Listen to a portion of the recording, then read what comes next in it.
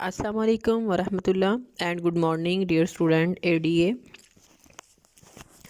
Islamic elective سورہ نور آیت نمبر 41 to 42 اللہ کی حکمرانی، یہ ٹاپک آپ کا۔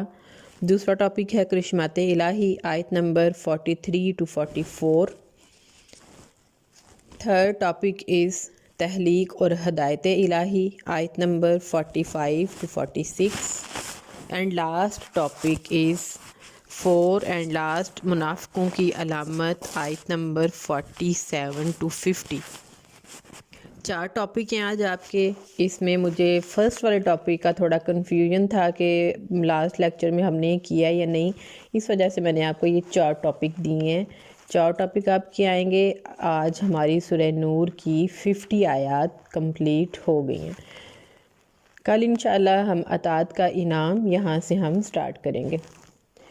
سورہ نور کے مضمون کی طرف چلتے ہیں۔ آج ہم لوگوں نے جو مضمون کرنا ہے وہ 7 ٹاپک ہے۔ استذان امپورٹنٹ ہے۔ استذان 2011 2012 2013 14 اینڈ 15 میں یہ کویسچن آیا ہوا ہے، اس کے بعد بھی یہ کویسچن آتا رہا ہے۔ استذان کے معنی اجازت چاہنے کے ہیں۔ اگر ہم اصطلاح میں دیکھتے ہیں تو کسی کے گھر میں داخل ہونے کی اجازت حاصل کرنا استذان کہلاتا ہے۔ اب حکم خداوندی استذان کے بارے میں جو ہے اس کا پس منظر کیا ہے کہ اجازت کی نوبت کیوں آئی؟ اللہ تعالیٰ نے جاہلیت کے زمانے کے تمام جاہلانہ طریقوں کو ختم کر کے اسلامی آداب مقرر کر دیے۔ دور جاہلیت میں لوگوں کے طرز عمل کے بارے میں حضرت مقاتل بن حیان فرماتے ہیں کہ جاہلیت کے زمانے میں اسلام کا دستور نہ تھا، اسلام کرنے کا دستور نہ تھا۔ ایک دوسرے سے ملتے تھے لیکن اسلام نہ کرتے تھے۔ کسی کے گھر جاتے تھے تو اجازت نہیں لیتے تھے، یوں ہی جا دھمکتے تھے، پھر کہہ دیا کرتے تھے کہ میں آ گیا ہوں، تو بسا اوقات یہ گھر والوں پر گراں گزرتا۔ ایسا بھی ہوتا کہ وہ اپنے گھر میں کبھی ایسے حال میں ہوتے کہ اسے اس کا آنا ہی بہت برا لگتا۔ یہ تفسیر ابن کثیر میں ہے۔ تو پھر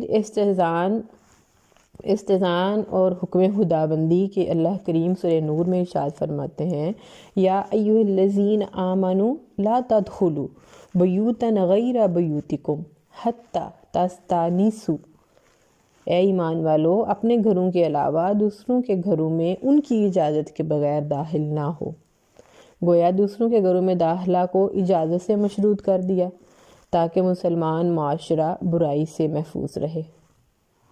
اب اجازت لینے کے بھی آداب ہیں۔ ہمارے اسلام کی یہ خوبصورتی ہے کہ ہر چیز میں اللہ تعالیٰ نے ہمیں اس کے آداب، اس کے اطوار، اس کے طریقے بتائے ہیں۔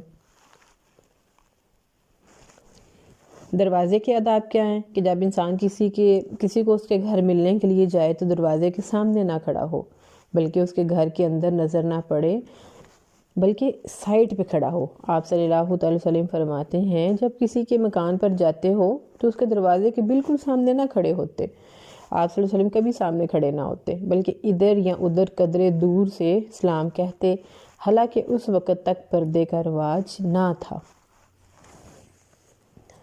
اجازت لینے کے آداب اگر ہم دیکھتے ہیں تو اللہ کریم فرماتا ہے وَتُسَلِّمُوا عَلَىٰ أَهْلِهَا، کہ اہل خانہ پر سلام بھیجو، ذَلِكُمْ خَيْرٌ لَكُمْ لَعَلَّكُمْ تَذَكَّرُونَ، کہ یہ تمہارے لیے بہتر ہے تاکہ تم نصیحت پکڑو۔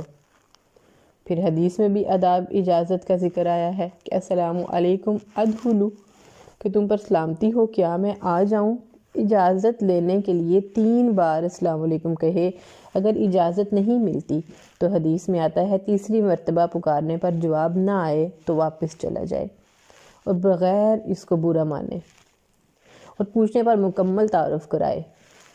بعض اوقات ایسے ہوتا ہے کہ دروازے پر دستک ہو تو پوچھتے ہیں کون، تو آگے سے جواب آتا ہے میں۔ اب میں سے کیا مراد ہے؟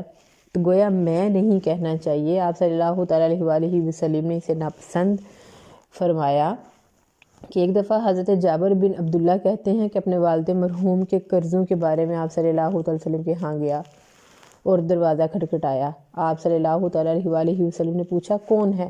تو میں نے کہا میں ہوں۔ آپ صلی اللہ تعالیٰ علیہ وسلم نے فرمایا میں گویا آپ صلی اللہ تعالیٰ علیہ وسلم نے اسے ناپسند فرمایا۔ یہ ناپسندیدہ عمل ہے۔ آپ اپنا اگر کوئی پوچھے کون تو اپنا پورا نام بتائیں اور پھر انہیں بتائیں۔ تو آپ صلی اللہ تعالیٰ علیہ وسلم نے ان الفاظ میں اجازت طلب کرتے تھے۔ حضرت عمر رضی اللہ تعالیٰ عنہ، السلام علیکہ یا رسول اللہ، ادخل عمر، اپنا تعارف کرواتے، آپ سلامتی بھیجتے اور کہتے کہ عمر داخل ہو جائے یا عمر آ جائے۔ اجازت نہ ملے تو واپسی بہتر ہے۔ یہ بھی استئذان کے آداب میں سے ایک آداب ہے کہ بغیر ماتھے پر کوئی شکن لائے آپ واپس چلے جائیں۔ اپنے گھر میں جانے کی اجازت۔ اپنے گھروں میں جانے سے پہلے بھی اجازت یا اطلاع کرنا ضروری ہے، کیونکہ گھریلو خواتین بعض اوقات ایسی حالت میں ہوتی ہیں کہ انسان انہیں اس حالت میں دیکھے تو دونوں کے لیے پریشانی ہوتی ہے۔ حضرت عطا نے حضرت عبداللہ بن عباس سے پوچھا کہ میرے گھر میں میری یتیم بہنیں ہیں، میں ان کی کفالت کرتا ہوں، کیا ان کے پاس جانے کے لیے بھی مجھے اجازت کی ضرورت ہے؟ تو آپ رضی اللہ تعالیٰ عنہ نے فرمایا، ہاں ضرور، اجازت طلب کیا کرو۔ میں نے دوبارہ یہی سوال کیا تو آپ نے فرمایا، کیا تم انہیں ننگا دیکھنا پسند کرو گے؟ میں نے کہا ہرگز نہیں۔ تو حضرت عبداللہ بن عباس نے فرمایا، تو ضرور اجازت طلب کیا کرو۔ اب یہ اجازت، جیسے گھر میں اگر باپ آ رہا ہے تو وہ ہلکی سی کھانسی کر دیتے ہیں، بھائی آ رہے ہیں تو تھوڑا سا کھٹک کر دیتے ہیں آواز کا، یا ایسے اس طرح کی آواز نکال دیتے ہیں، تو پتہ چل جاتا ہے کہ بھائی آ رہے ہیں یا باپ آ رہا ہے، تو فوراً سے عورتیں جو ہیں، بیٹیاں جو ہیں، اپنے دوپٹے ٹھیک کر لیتی ہیں، اپنی اوڑھنیاں اوڑھ لیتی ہیں۔ سم ٹائم ایسا ہوتا ہے کہ ہم لوگ گھر کے کام کر رہے ہوتے ہیں، دوپٹہ اتار کے سائڈ پہ رکھ دیا اور اپنے کاموں میں لگے ہوئے۔ تو اس وجہ سے کہا گیا کہ کیا یہ بے پردگی ہے کہ اگر ہم دوپٹہ اپنے سینے پہ بھی نہ ہو، سر پہ بھی نہ ہو، سائڈ پہ رکھ دیں اور ہمارے باپ یا بھائی آ جائیں، تو یہ تھوڑا آڈ فیل ہوتا ہے ہمیں۔ تو اس وجہ سے کہا گیا کہ تم لوگ آپ مردوں کو کہا گیا کہ جب گھروں میں جاؤ تو اجازت لے کر جاؤ۔ وہ اجازت لفظوں میں نہیں ہوگی، وہ اسی طرح ہی ہوگی۔ اجازت دستک دے دی، ہلکا سا آواز دے دی، کھانسی کر دی، تو پتہ چل جاتا ہے کہ ہمارے گھر کے مرد آ گئے ہیں۔ اب خاص اوقات خلوت میں اجازت، انسان جب اپنے گھر میں ہوتا ہے تو گھر کے افراد کے لیے بھی 3 اوقات میں اجازت لے کر اندر آنا ضروری ہے۔ سورہ نور کی آیت نمبر 57-58 میں اس کی وضاحت ہے کہ اگر آپ نے اپنے گھر میں بھی کسی کے دوسرے کے روم میں جانا ہے، اپنے ماں کے روم میں، ماں باپ کے روم میں جانا ہے، اپنے بھائی بھابھی کے روم میں جانا ہے، اپنی بہن کے روم میں جانا ہے، تو آپ اجازت لیں نماز فجر سے پہلے۔ ان اوقات میں، وہ اوقات میں بتائے ہوئے ہیں کہ جن میں اجازت لے کر جانا چاہیے: نماز فجر سے پہلے، ظہر کے وقت جب لوگ سونے کے لیے کپڑے اتار دیتے ہیں، یعنی ہلکے پھلکے کپڑے پہن لیتے ہیں، اور نماز عشاء کے بعد، کہ یہ تینوں وقت جو ہیں وہ آرام کے ہیں، اور آرام کرنے کی صورت میں انسان کس حالت میں ہے، کس طرح لیٹا ہوا ہے، تو اس وجہ سے یہاں پہ اجازت لینا جو ہے وہ کہا گیا کہ اجازت لے کر داخل ہوں۔ پھر اجازت نہ لینے کے استثنائی اصول: ہنگامی حالات میں بلا اجازت اندر آنے کی اجازت ہے، مثلا گھر میں آگ لگ گئی ہے، ڈاکو داخل ہو گئے ہیں، شدید لڑائی ہو رہی ہے، یا بیرونی حملے سے بچانے کے لیے۔ اب استئذان کے فوائد کیا ہیں؟ اسلام میں ہمیں بتائے کہ نجی زندگی کا تحفظ ہوتا ہے۔ جو ہماری پرسنل لائف ہے وہ دوسروں کے سامنے نہیں کھلتی۔ بعض اوقات ہم اپنے گھر کے ایسے معاملات ڈسکس کر رہے ہوتے ہیں کہ جو ہم کسی دوسرے کے سامنے نہیں بیان کر سکتے، کوئی ایسی بات ہوتی ہے، پردے والی بات ہوتی ہے، تو وہ ہم کسی دوسرے کے سامنے بیان نہیں کر سکتے۔ اگر اوپر سے بغیر اجازت کے ہمسائے آ جائیں اور ہم نہ بتانا چاہیں تو یہ غلط بات ہے۔ تو اس وجہ سے اجازت لینا جو ہے وہ قرار دے دیا کیا کہ آپ کسی کے گھر میں بھی جائیں، اجازت لے کر جائیں۔ اگر انہوں نے وہ کوئی بات کر رہے ہیں یا کوئی اس حالت میں ہے تو وہ اپنی اس بات کو روک دیں، اپنی اس حالت کو درست کر لیں۔ خوشگوار ازدواجی زندگی کے لیے بھی یہ ضروری ہے کہ اجازت لے کر داخل ہونے سے ازدواجی زندگی زیادہ محفوظ رہتی ہے اور زوجین کے تعلق خوشگوار رہتے ہیں۔ اس کے برعکس گھر میں بلا اجازت آنے جانے سے خاوند بیوی کی طرف سے اور بیوی خاوند کی طرف سے بدگمان ہو سکتا ہے۔ اس طرح گھر میں آنے جانے والے مرد خواتین دوسروں کی ازدواجی زندگی تباہ کر دیتے ہیں اور عورت اور مرد کی باہمی وفاداری کمزور ہوتی ہے۔ گھریلو نظام کا استحکام: کہ اجازت لے کر آنے جانے سے گھریلو نظام مستحکم ہوتا ہے۔ معمول کے مطابق چلتا رہتا ہے۔ اس کے برعکس بلا روک ٹوک آنے جانے سے گھریلو نظام درہم برہم ہو جاتا ہے۔ فکری پاکیزگی کہ اسلام فکری پاکیزگی کا نظام دینا چاہتا ہے تاکہ معاشرہ برائیوں سے بچا رہے۔